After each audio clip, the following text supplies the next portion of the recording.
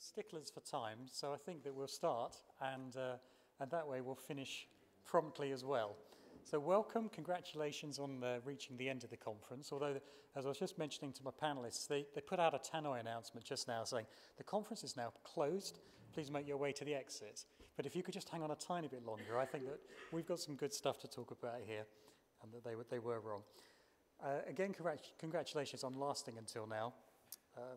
I guess you've learned something, a little bit, about streaming and HLS and Dash and how to deliver to multiple devices. But despite your best intentions, what happens when things start to go wrong? I was going to use an English expression there, which would have been inappropriate, seeing as we're being filmed, but sometimes things do go wrong. Screens freeze and you get buffering and all sorts of things. And, you know, you're tired when these things start to go wrong and someone's starting to phone up and complain. You get a bit angry, and so I think this conference session really is about, you know, who do you shout at? When you want to get really angry, how do you put your finger on the right place and then go and find someone to really argue with and tell them it's their fault because your viewers are getting upset? Yet, I was mentioning to someone the other day that often at home when we're watching video online, it doesn't have to work perfectly for you to get really good enjoyment out of it. My young daughter, who's 16, she sits upstairs in the bath watching Netflix on a laptop balanced on the toilet. I'm downstairs watching something on the Xbox, and it kind of works. And she knows when I'm doing it because she gets juddering on her pictures, and I know when she's doing something because she's shouting down at me, "Dad, get off the Xbox, I can't watch it properly." But it still kind of works. And so the question that I've really got is, do we really care about quality of service and quality of experience? So I asked a friend of mine for some stats, and he told me that if you just get 1% of buffering on your video, it actually leads to, on average, 8 minutes loss of someone watching your content. And if they click to start the video and the video fails to start, then he told me 54% of audience are driven away never to return. And his executive summary was that if you don't know about this, the quality that you can deliver, you're better off not starting a subscription service. Now, Ian's company monitor 2.5 billion streams every month, and this is extremely up to date because I Skyped him last night to ask him if it was an important issue, and he said, yes, it is very, very important. Don't brush it under the carpet, even though it is the last session of the conference, because without the viewers getting what they think they want to watch, you haven't got much of a business, really. So we've got two great panelists. I'm going to hand over to both of them to give a couple of PowerPoint slides at the beginning to set the scenes. And first up is Bruce. Thank you very much. My name is Bruce Devlin. I'm the CTO of Amberfin. Just before we go into the slide, put your hand up if you've driven a car ever. Good, you're all awake. Put your hands up if you've ever owned a really old classic car. Keep your hand up if it was reliable. Good. I liken internet video today to owning a classic car. It's great, but it could be so much better. You could turn it into, like today's cars, you turn the engine, you forget about it, you just drive. And I think that's what we're trying to get to. And anybody who listened to the session next door, all about monetizing your video and delivering efficient adverts, you can only do that if there's someone watching. So we go on to the next slide. Now, I'm an old-fashioned hardware video guy, and one of the things that you need to know about video is that probably about 80% of the video in circulation started life as video, probably in standard definition or HD 1080i, which means that it had a thing called Interlace in it. And to understand why this is important, you need to understand how video codecs work. So here's Bruce's guide to video codecs. Something like an H.264 video encoder will take high-energy video out of a camera like the one that fine gentleman is sort of using at the back there. It'll go into the encoder and it will send compressed video out. If you go to the next slide.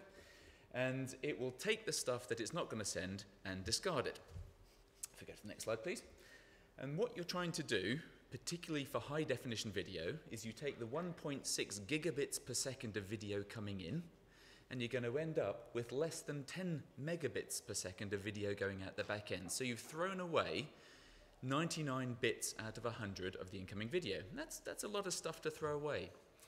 Next slide, please. But what happens if some of that fruity loveliness that you were trying to get rid of ends up back in the compressed video? You end up with garbage getting into your video. If you go to the next slide, please.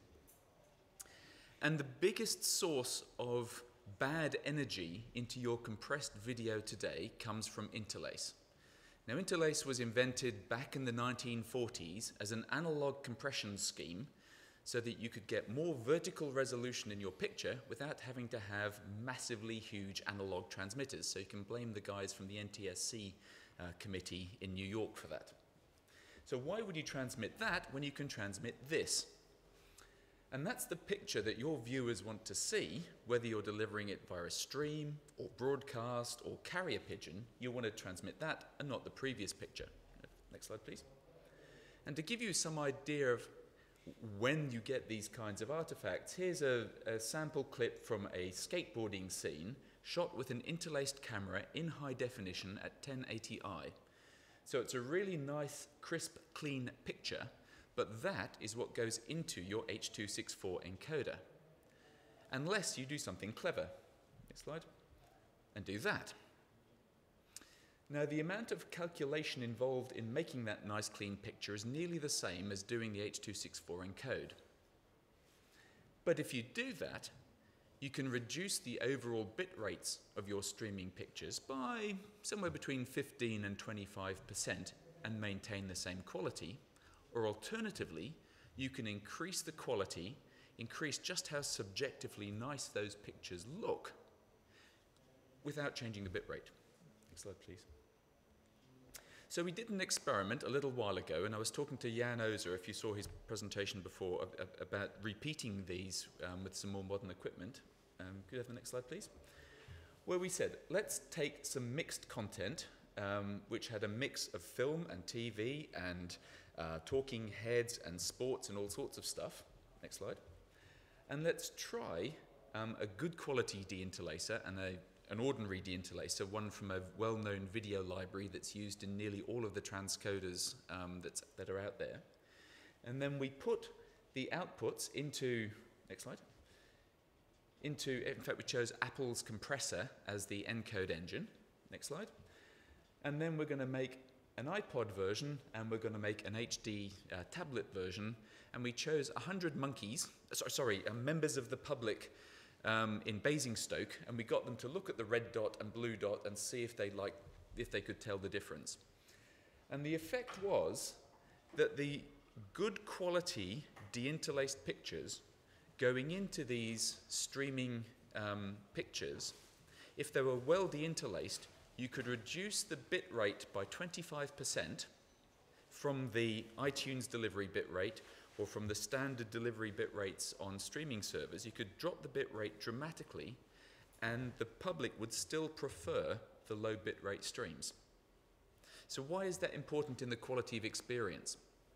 Because every time you start to think about the problems of delivering content to the end user, it's about network congestion, which means there's too many bits, or it's about the pictures get degraded or go bad because either there's too many bits or you sent them the wrong pixels.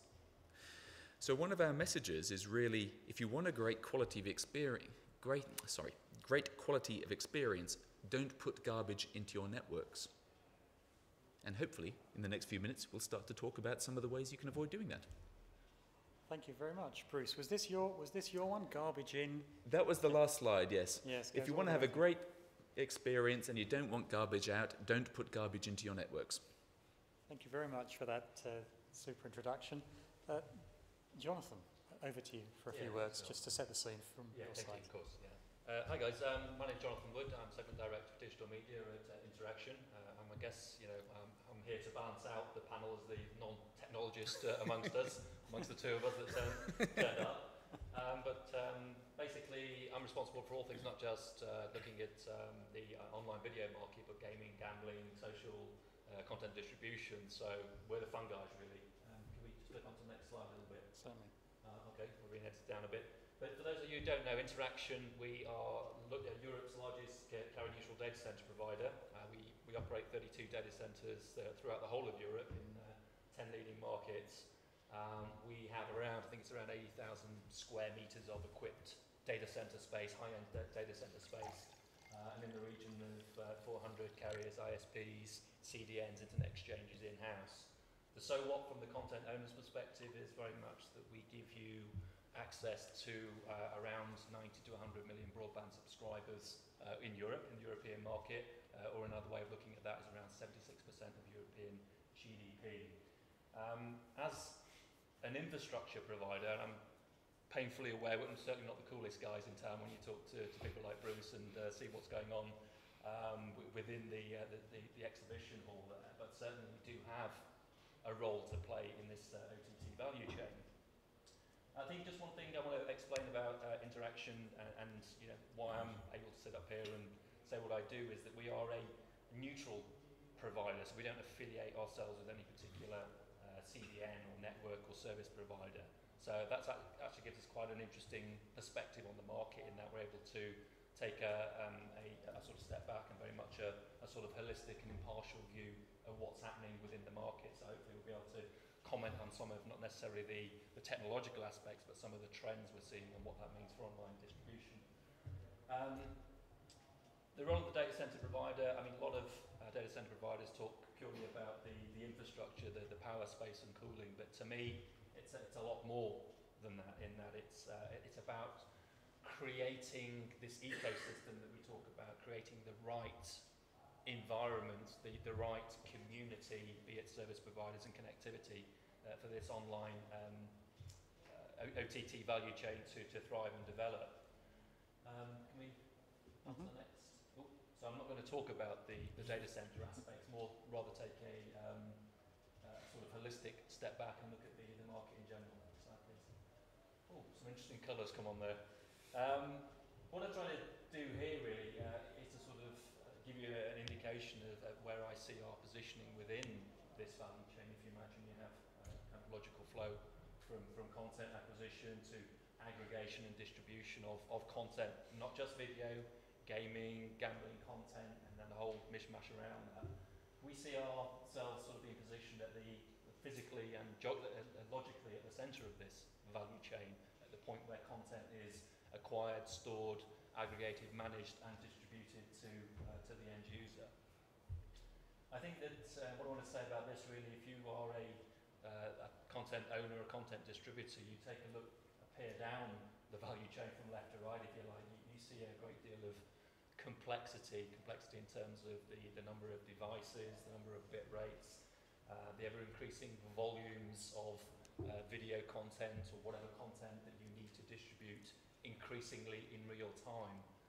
So I see a lot of what we're doing to be able to sort of position and sort of ease that pain point for a lot of content owners. So what it really boils down to, bearing in mind the logical position and the neutrality that we have in the market, then you know I think it's very much bringing it back to the core about the QoS and particularly the quality of experience. Then having this richly connected data center, high-end data center infrastructure, then that the content owner is able to optimize the distribution of that content, maybe according to geography or according to device, by multi-homing with 1, 2, 3 or any number of CDNs, mix them, matching with local access providers, tier 1 ISPs, and increasingly internet exchange providers, people like the London Internet Exchange, Links, the D-Kicks in Germany, AM6, etc.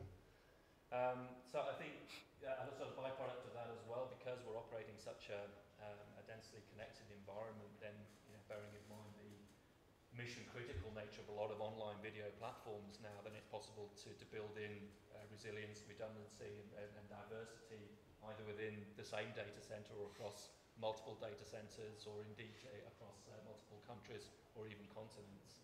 And of course, then there is an added value as well, having been able to leverage the connectivity marketplace particularly and be able to optimize the cost of that distribution. So that's a little introduction into us.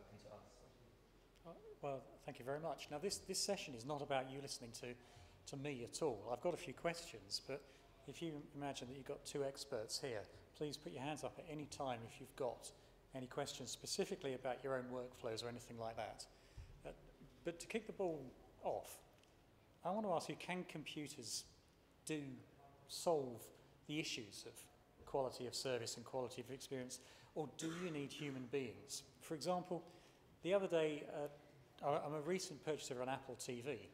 I'm deciding to get the film Prometheus, and I thought, it's a nice quality film, it was all very good, and I found on the Apple TV, if you set it to standard definition, you can pay a couple of euros less than if you set it as HD. So I was a bit tight. Chose the SD version, and the lip sync was out on it. And can your machines, Bruce, detect things like lip sync? Because they're such a pain to the audience. Apart from that, the picture was brilliant, the sound was brilliant, but they weren't joined together properly. Yeah, thank you for that curveball, Phil. The short answer is yes, but I'm going to go back to my car analogy. The car industry has undergone some difficulty, but one of the things that they realized between the 1970s and about the 2000s was that you can't improve the quality of cars by looking at just one car. The only way that you can make cars cheaply is by looking at the processes that make those cars and making certain that if you put perfect material into perfect processes, you end up with perfect cars perfectly, as long as they're designed right. And if you look at today's cars, a lot of the problems that are creeping through into today's cars are design problems and not manufacturing problems, where if we think back to the 1970s and 1980s, anybody who's ever owned a 1970s Fiat will know that the quality of the assembly was perhaps the biggest problems that Fiat was suffering from back in those days. And in terms of media production, we are in the 1970s. We are converting from essentially a tape-based TV and film environment. We're moving from that to a file-based environment, while simultaneously trying to put a whole new streaming distribution platform on the back end and hoping it's all going to work. And because of those changes, what's happening in the industry is that whereas 10 years ago or 20 years ago, you would end up with viewing figures of 20 million people for a particular TV show, we're now getting viewing figures of maybe 5 million or 4 million, or an online viewership. In fact, let's do a quick poll. The BBC had the most successful online streaming event in history with the Olympic Games. I'm going to give you three options of, do you think it was 2% of all views were online, 5% of all views were online, or 15% of views were online? So if you think it was 15% of people viewing the Olympics online, put your hand up. If you think it was 5%, put your hand up. If you think it was 2%, put your hand up. Okay, you're right. 2% of all of the BBC's Olympic views were online, and that was the most successful event in history, if you look at the sort of the overall numbers. And the BBC's in a fortunate place. They don't have to make money out of that. They just have to service the people in the UK and make certain they can see the content. But a commercial organisation suffers that the more people who view it online, the more expensive it is to show it online. But the revenues don't go up at the same rate that the viewing figures do. So we're in a funny place that we're having to show more and more content on more and more platforms for less and less money. Which means that in your Prometheus case, you were probably looking at something like an 11th or 12th generation transcode of the original movie. Each one of those transcodes could have introduced maybe 40 milliseconds worth of lip sync error. So there was no one step in the chain that gave you your lip sync error, but by the time you're into that 10th and 12th generation, enough of your lip sync budget had gone that nobody would be able to see it. And guess how many people will have done a visual QC between stages 5 and 11 for your DVD? The answer is none. Almost nobody will look at it from about the 5th generation onwards, because you can't afford to do it. There's no money in it. So, will my devices detect lip sync? Yes, of course they will. However, we're in a position where they'll only do it if it makes economic sense for people to do that process. And the quality of experience is getting to the stage where we have to be quite clever about the way we manufacture media so that we already know about those processes before it gets to the stage where Prometheus has gone wrong. Right. So we have to use QC tools to be able to measure the processes to see if a particular transcode is adding a 40 millisecond lip sync error or taking away a 40 millisecond lip sync error. And if you can qualify those processes, you can then measure the end-to-end chain and predict whether or not Prometheus is going to be any good. And do you know how many media companies do that today? Sorry, that was an open question. You can. Yes, and the answer is no. So it does go back again to garbage in, garbage out, but it's not exactly 100% garbage at the beginning, was it? It's degraded by everything that it goes through. Indeed, and it's very much the case that very few of the media organizations today have grown up in the same way that hardware manufacturing companies have, or even building companies have, where actually you're employing a whole bunch of people who don't really understand the very low-level technology, but you're still trying to make a high-grade product at the back end of it. So you have to be very careful about the quality of each one of your processes to make certain that those processes are adding value to your product. Because you know what? If you're in business with a lot of processes that take value away from your product, you're not going to be in business very long. And that's really one of the things that we're trying to change within the media manufacturing industry, is to think much more in business terms about the processes that you're doing. Not just the edit process, but every one of the transcodes you do. And even once you put it into the data center, that's still a process. You have to be able to measure what's going on in the data center, because if that process is taking value away from your content, you won't see it on one film, but averaged over 10,000 movies, you might actually see a financial difference there. Jonathan, we'll come to you in a minute, but I have just one follow-up question for Bruce, which is, aren't all encoders the same anyway? Because they all use a standard of compression. You talk to a variety of, you go around IBC, as some of us have done, and you see all the different companies that make encoders, and they've got lovely visual workflow tools, and they're all, clearly very professional and looking very good. But once you scratch below the surface of the skin, aren't they all just using the same algorithms? What an excellent question. I could talk for hours on this, but I'll limit myself to two different sorts of answer to that question. Has anyone here ever baked a cake? Is anyone good at it? Because I'm not. I can stand next to my wife, I can take the same ingredients as my wife, I can put them in the bowl in the same order and do what I think are the same actions, and what she will bake is a lovely, beautiful, aromatic cake, and what I will produce is building materials that make my garden better. Encoding video is exactly the same. It's a recipe that you apply with ingredients. There is no right and wrong to encoding.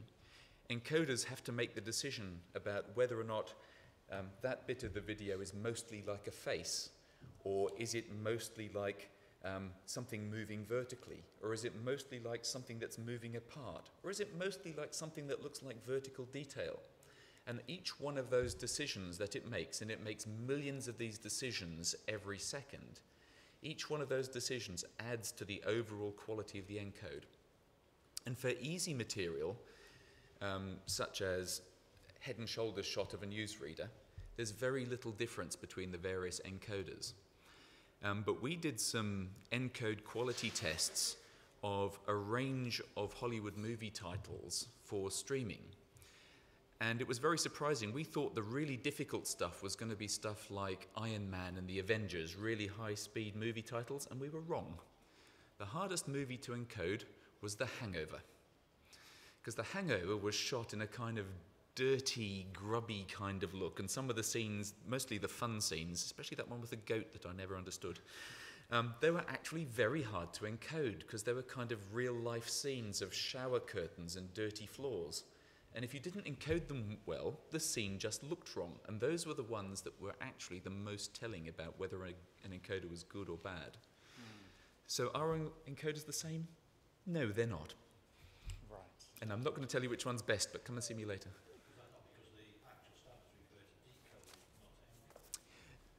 The standards actually don't even define decoding, they define the bit stream.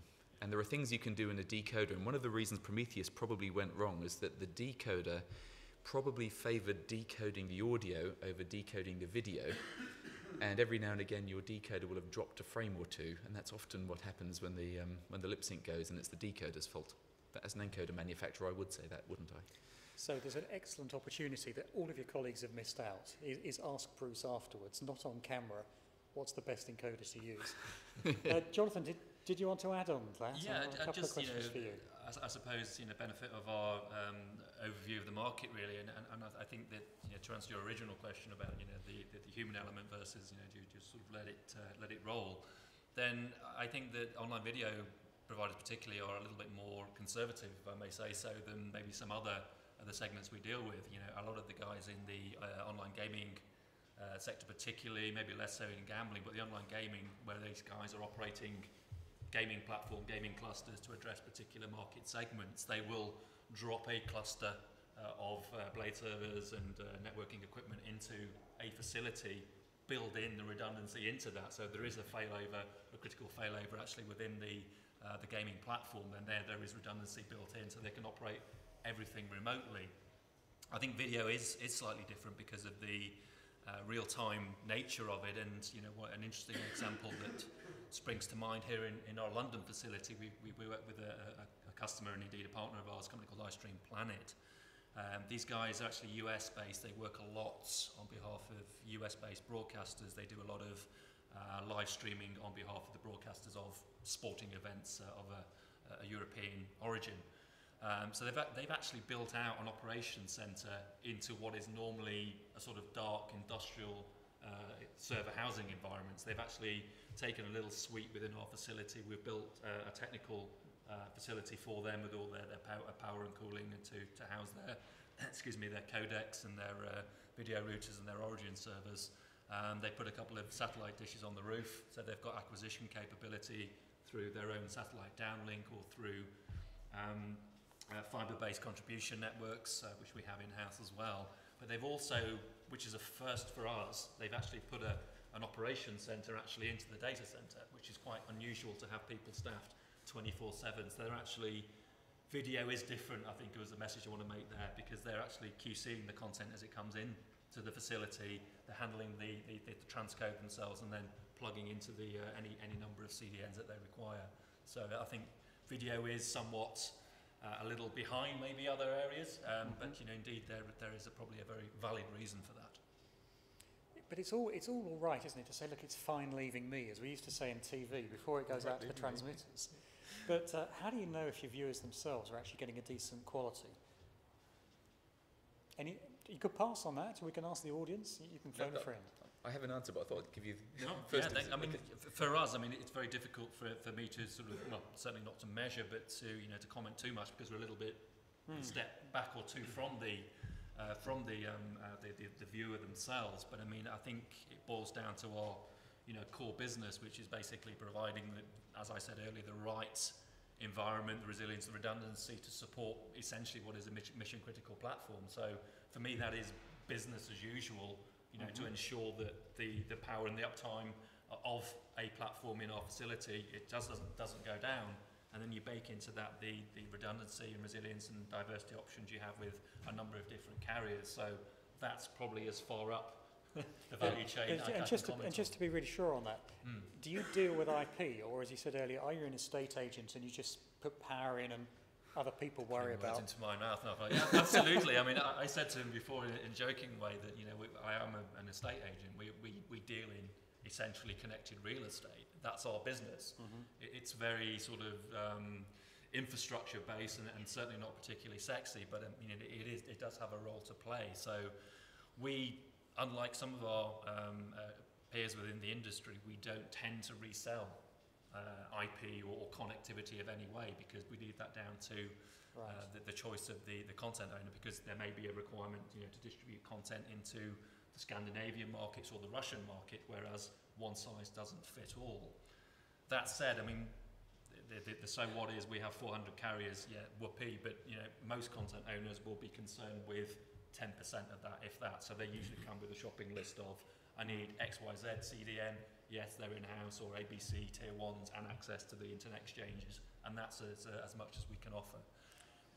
We maybe sometimes overplay this carrier neutrality, but we certainly don't try to be sort of carry a dumb about it. So if somebody comes to us and say, hey, I need to distribute this content to these devices in these markets, where do I start? And this happens quite frequently, not just in video, but in other spaces as well. Then at least we can give them an informed, impartial view of maybe some of the options that they should look out for that particular. But when we talked to Bruce just now, when we said, how do you get the best quality of video? Are all encoders equal?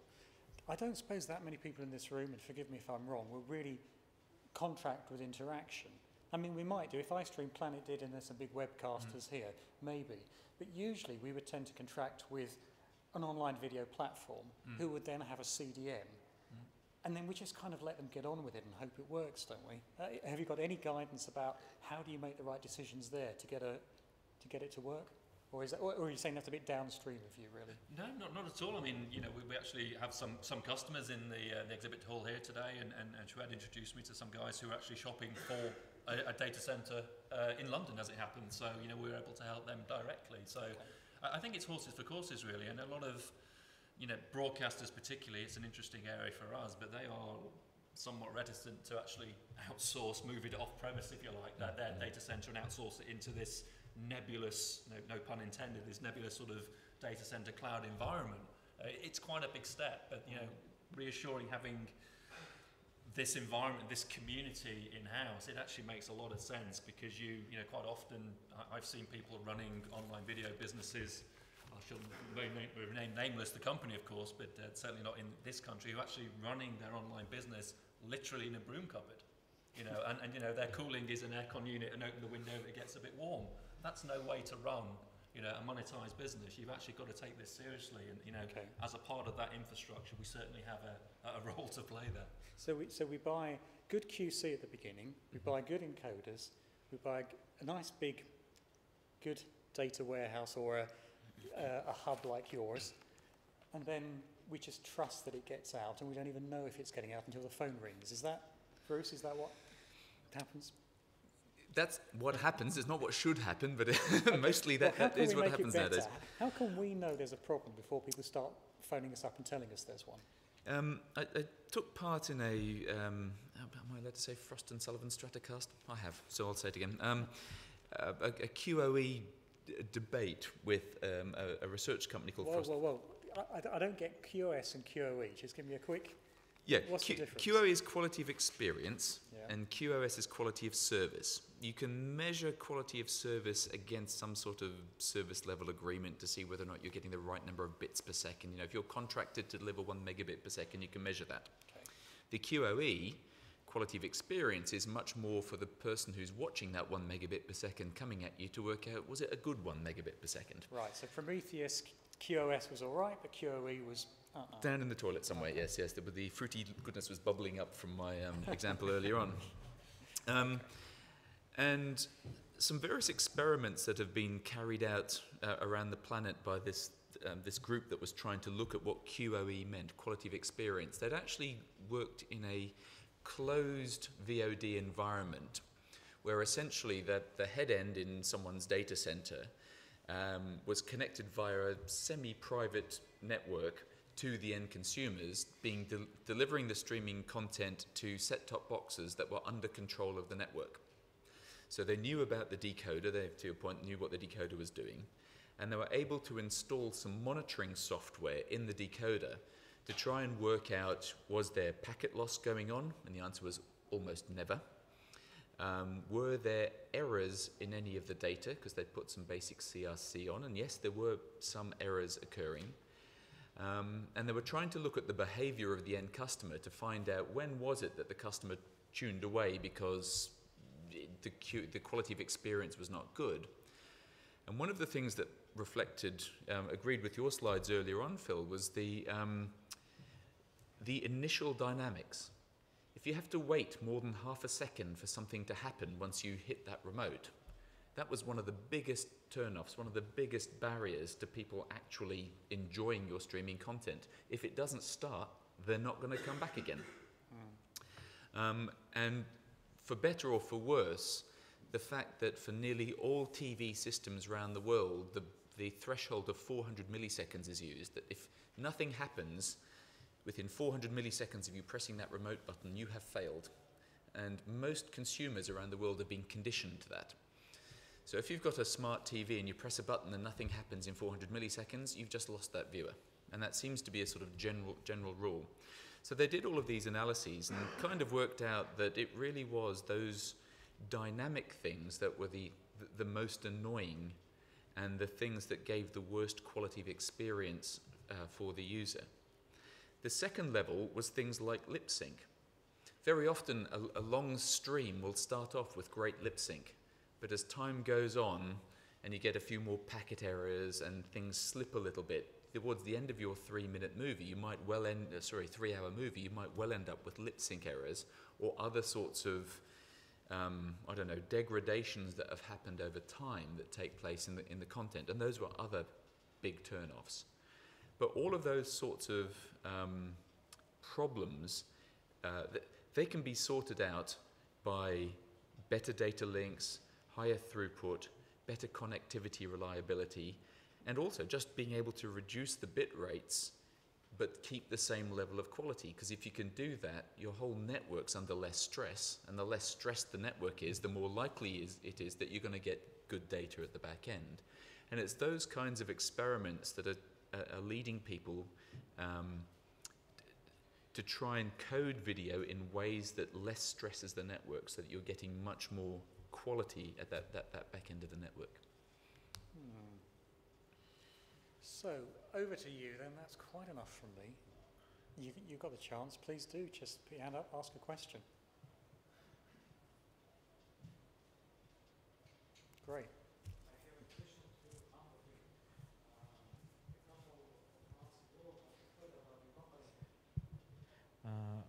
A couple of months ago, I've heard about your company, and I'm interested what kind of algorithm do you use to find the errors in the video, in the VOD and in the live streams. And I want to know what kind of errors you can detect. An excellent question. The way that we work is we actually use other people's measurement tools like Tektronix Serify, like Interabaton, like Digimetrics Aurora, like Venera's tool, like VidCheck's VidChecker. But we know that all of these automatic tools are likely to make mistakes. I'll give you an example. We had a French customer who sold a piece of content to a downstream company, and that content got rejected because it failed quality control. The company then looked at the content that had been rejected, and they discovered that after 15 minutes, it went to black and white. That's why it failed quality control. But actually, it was meant to go black and white because this was a movie about an old man, and after 15 minutes, it went to black and white because it was the flashback scene of when the man was a boy. So the movie was correct, but the tool had given a bad measurement. And one of the things about video and audio and captions is that it's entertainment, and it's very hard for a tool, an automatic tool, to tell you whether something is entertaining. So what we've done in our system is take all of these tools and allow a human being to say, it's meant to be like that. It's meant to be black and white. Or it went black and there were lots of dots on the screen because it was fireworks. And you can mark up and add metadata to your content so that you can then put it in downstream into some automated tool that the next time you check it, you're trying to check that it's still black and white, or it's still black with sparkles on it, or it's still quiet. And one of the things I said earlier on about processes is that one of the things that the media industry hasn't done very well is to divide things like H.264 encoding into a business process. And what the media industry tends to do is to measure your video just after the H.264 encode and decide, is it good or is it bad? Whereas actually, if you copy what the manufacturing industry does, you would already have done a quality control before the H.264 encode. And after the H.264 encode, the right question to ask is, has the H.264 encode made it different? And if it has made it different, has it made it sufficiently different that it's now gone below some threshold of quality? And we don't do that as an industry. No, I don't know of any, well, I know two companies that currently look at differences in QC rather than absolute QC. And it's not until, as an industry, whether it's the streaming part of the industry or the people making movies, that we start to look at processes and what's changed in that process. I don't think we'll ever have a quality control network that's going to have any business value to many of the companies. So what we do is we look at quality control differences using somebody else's tools. And I can recommend tools when I'm not sitting up here. So has that answered your question? What algorithms are used, or do you have anything to follow up on that, or did that answer sufficiently? Yes, was that a good answer for you? You can say no. I think I won't be offended. I think it's too much word. I'm an engineer. Yep. I used to know the deepest of the technology. Yep. And I really don't understand how you give your service of QoS, for example. Okay, I don't understand how your system is working. Let me give you a really simple example. Okay, imagine that you have a 3-minute video clip that you're going to stream online. You put it into an automatic QC tool, and it measures the video, and it says the middle 30 seconds is black. Error, alarm, because that's what these automatic tools do. As a business, when you see that alarm, you probably would reject the content, or you get a human being to go and look at the movie or look at the clip to see if that black alarm was important to you. That costs you money because a human being has to look at it. So if you do that for the three-minute clip, when you make it, when somebody's looking at the content anyway, it might cost you $1 or $2. But if you have to look at that 30-second clip just as it's going out into your multi-channel streaming environment, just as it's leaving Jonathan's data center, you might have to look at 1,000 clips because you get 1,000 alarms. It's now costing you $1,000 to check what's gone wrong. So there are two elements to quality control. One is the measurement. Is it black? Is it not black?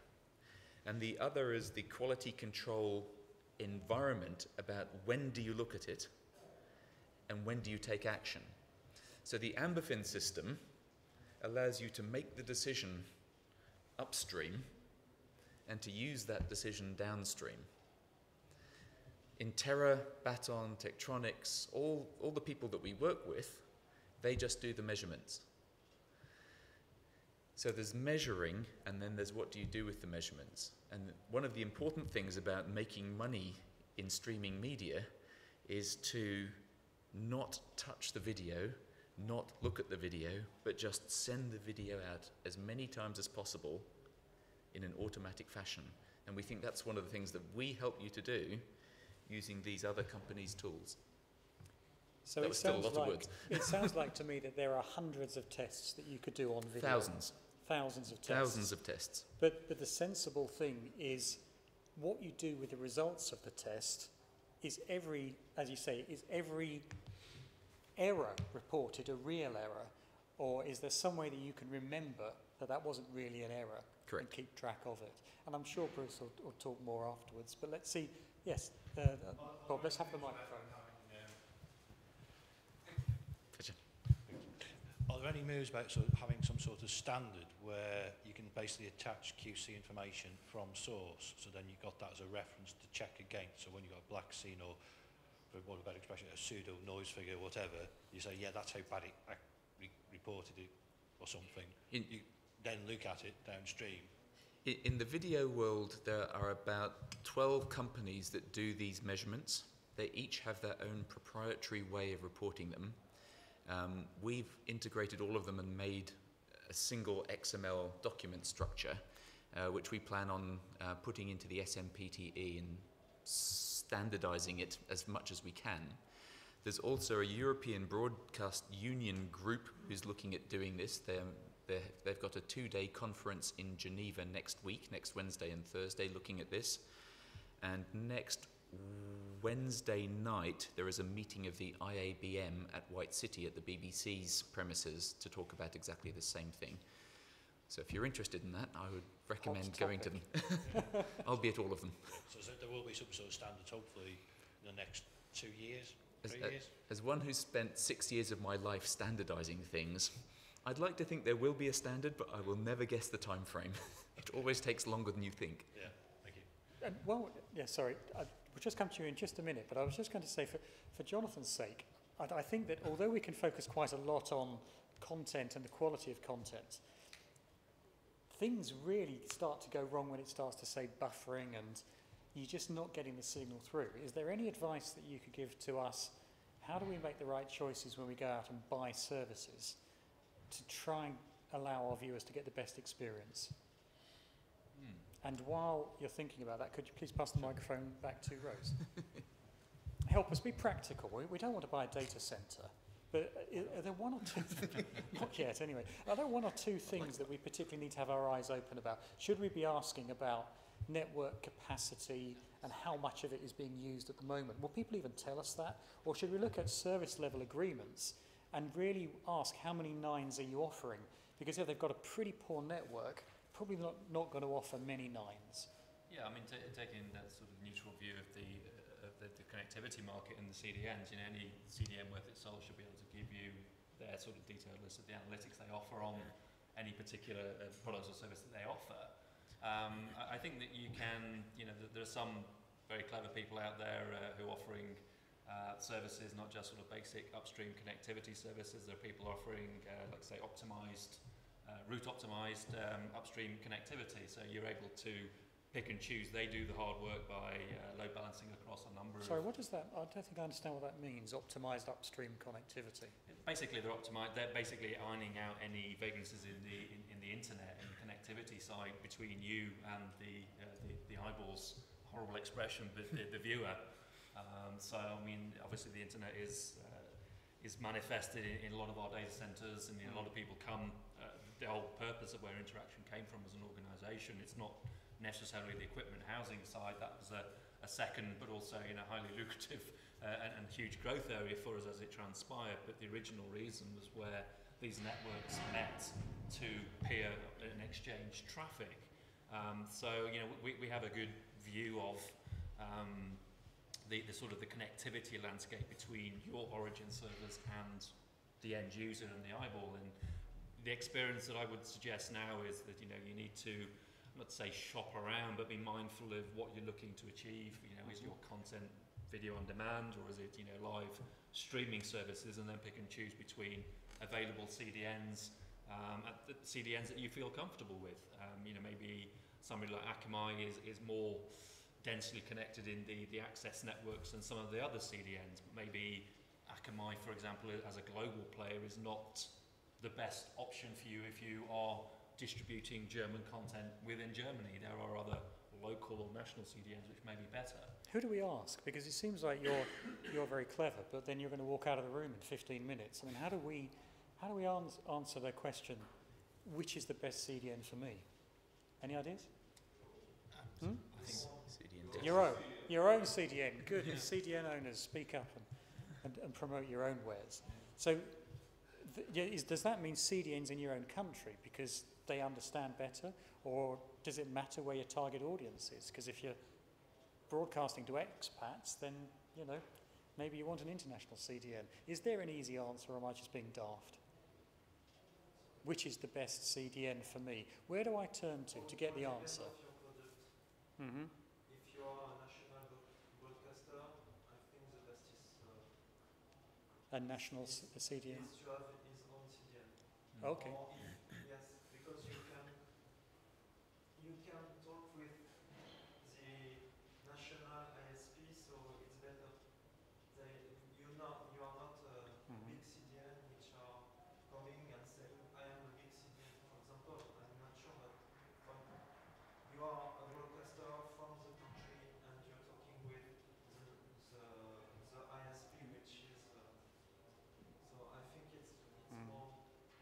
But is it not true that broadcasters will usually, as if it were a race, back lots of different horses?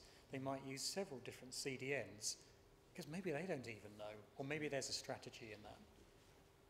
So what we really need is a managed and controlled content distribution portfolio, which is based on CDN, external CDNs, internet exchange, private and public peering connections, and IP trust. And there is such a thing. Yeah. And see you afterwards? Yeah. Okay, so it's something that lives above a CDN, in a way, all these other CDNs, and it makes an intelligent choice which one to use depending on the viewer. Okay. Yeah, depending on technical, business, and other parameters. You can use an external CDN for long tail content, because in this case you don't need to store the material in your own CDN, and you can save some cost on the origin side. Mm-hmm. So it's a complex the broadcasters and the content owners need to learn.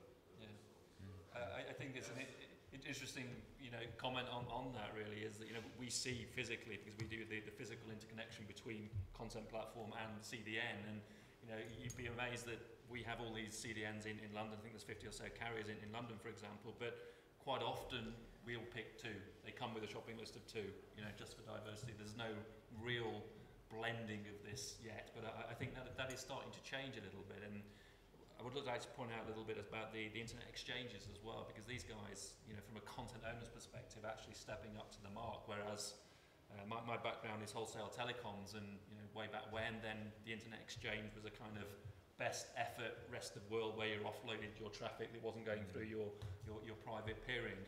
But now, actually enticing a lot of content owners are coming to us and saying we need to be able to access and connect directly to the internet exchange. The internet exchanges are now upscaling as well and offering SLA. So if you are a national broadcaster or national broadcaster, then, national content distributor, then don't ignore the internet exchange, because these guys have a real role to play these days. So thank you so much for waiting. Man with the microphone. So we talked about the upstream side of things, but in the end of the line, there's somebody maybe on a mobile network, maybe on ISP, watching on his iPad, and there's no indication coming back from the player, or even if you are monitoring the network, say a mobile network, there's no real indication what's going on with the player, if it's playing, if it's buffering, if it's lost packets. What could the content owners or even the network operators do to really know what the picture looks like on the iPad in the end? What a tough question. And it's a tough question because we as a company recently had exactly this problem, that some iPads were showing really terrible, horrible pictures that had come from us. And we tracked it down to an improvement in picture quality in our software that had made better quality H.264, but had used an H.264 mode that those generation of iPads didn't support. So for the small sort of 5% of people who had that specific, old model of iPad, they got a really bad experience, but the 95% of the rest of the world got a much better experience. And we only found that because one of the guys in the lab happened to have that generation of iPad, and it was luck, not through any kind of monitoring. And I think this is one of the things that in general is very difficult in an open network, where if you're in that open environment where you might be going through 10 of your data centers and 30 different CDNs and internationally landing in people's iPads, the amount of traffic available for getting monitoring and KPIs back to the content owner is very minimal.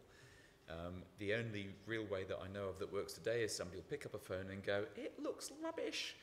And some poor techie is going to have to try and walk somebody through a diagnostic, and there just really aren't any standards for that reverse link. And in fact, with MPEG-Dash and HLS and the new flash streaming and all of these new HTTP streaming methods, those all work well because there is no backlink. So actually we've designed out the backlink to make things scalable and monetizable, but what we've thrown away in doing that is the ability to take the sort of, it looks rubbish, no automatic way of doing it. And it's not until apps designers start to put those features into the apps or into the player or into the sort of HTML5 engine, you press a button and diagnostics appear that someone can get into, that we're going to get back to where we were 10 years ago when RTCP told you most of what you needed to know to try and work out why it looked like rubbish. So the net answer is we haven't got a clue, I'm sorry. But aren't we missing a trick there? Because what we're talking about is human beings watching content, and a human being either frowns or they smile. If you do a Skype Face call, front camera. isn't it right that Skype have got it sorted? Because at the end of a Skype call it says, how was it? Was it good quality? Was there an interruption in the sound or whatever? And I would suggest it's not that difficult for someone that makes an app or a broadcaster to detect when the player finishes at the end of the program and says, what did you think? 3 stars quality, 1 star quality, and then it can capture the IP address, the time that the guy did it, and send it back. I mean, that's better than nothing, isn't it? Well, one of our customers who is not great friends of the Apple ecosystem for historical reasons, their app that is available on the App Store does more or less exactly that, because they're not particularly friends of the Apple ecosystem, but they like to know how the Apple ecosystem is treating their content. Okay. And they can't be named unless someone buys me a beer. Time has run out, except we have one last question then. Please do take the microphone from just behind you. Thank you. To answer to you said about quality of video, but all depend. It's not only on the IP. It depends on the ecosystem of the player. If people are playing with 20 applications running on the desktop, or if they've got teenage children. It doesn't running, and it's not ours. The fault of the provider, of the content distributor, etc. My question was on how can we add quality checking, check quality of services when the content is encrypted by a DRM system? How can we add this kind of solution to check the quality? Because the content is encrypted, so we cannot read. It's not readable, and we need to decrypt it before. I go back to my very, very first thing I said about measuring processes rather than measuring an absolute video. So if you look at the value chain of delivering encrypted content, such as look at the ultraviolet delivery chain, where it might be encrypted twice or three, well, encrypted once, but there may be 3 or 4 different keys associated with it. Each process, jumping into a CDN, from a CDN to, I don't know, a local head end, from a local head end into your iPad, each one of those could be seen as a process, and you could put QoS or QoE metrics against that process. So the failure mechanisms when all you're doing is moving the encrypted packets around are to do with bit errors, packet loss, reordering, all the things that go wrong in a network, timing problems. But those can contribute to the end quality of experience by the end user. But really, if we're looking at some of the things that my company is concerned with, which is how good is the video, how good's the audio, are they in synchronization, were the captions even in the right language for the end user, all those sorts of things, you're right, can only be done after you've done the decryption. Everything prior to the encryption is all his problem and his customer's problem. So thank you so much for being engaged. I wasn't expecting there to be so much interest in the last panel of the last day, particularly as our panel has been somewhat compressed down from its build 4 to 2. 50% the size and twice as effective. But I'd like to give Jonathan and Bruce a chance for their last sentence or two to send us out into the world at the end of our conference. Just tell us how to get the very best experience to the viewer. If you could leave us with a couple of nuggets just to think about as we go. For me, it's very simple. I'll say what I've said again. Measure each process. If you put perfect content into perfect processes, you get perfect outputs perfectly. No pressure at all then. For me, pick the right data. So, no. Obviously, consider the audience, what it is you're trying to achieve, what it is you're trying to deliver, and talk to somebody like us. I mean, we're out there in the market there, and we have a vested interest in working with people like you. I have a neutral view of the market, so if you have any particular questions, queries where you need to put content platform, which are the best CDNs or even introductions, then use your network, use your people out there, and consider what it is you're trying to do, one size necessarily doesn't fit all. You know, there are more CDNs out there, there are more connectivity methods out there, there are other data center providers out there, so shop around. Gentlemen, you've been stars. Please show your appreciation and have a good week. Thanks very much. Excellent.